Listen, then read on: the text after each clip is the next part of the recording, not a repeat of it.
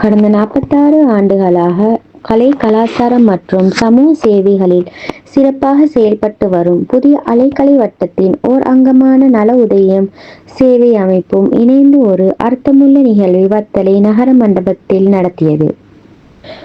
அவர்களின் திறமைகளை வெளியுலகிற்கு எடுத்துக்காட்டும் உயர்ந்த நோக்கில் சித்திரை புத்தாண்டை முன்னிட்டு நடைபெற்ற கிராமிய விளையாட்டுப் போட்டிகளில் பங்கேற்றவர்களுக்கும் வெற்றி பெற்றவர்களுக்கும் பாராட்டு வழங்கும் இவ்விழாவும் சமூக சேவையில் சிறந்து விளங்குபவர்களுக்கு விருது வழங்கும் நிகழ்வாக இது அமைந்திருந்தது.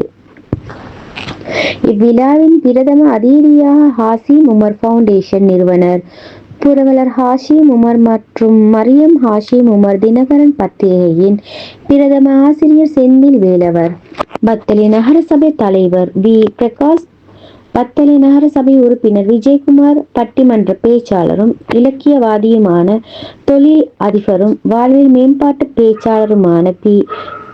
எஸ். செல்வரத்னம், எக்சலன்ஸ் சர்வதேச பாடசாலை அதிபர் ஸ்ரீ வைகுந்தன் அவர்கள், டாக்டர் விஜயஸ்ரீ சந்திரமோகன், புதிய அலைக்கலை வட்டத்தின் நிறுவனர் ராதா மேத்தா உள்ளிட்ட பலரும் இதன்போது பங்கேற்றனர்.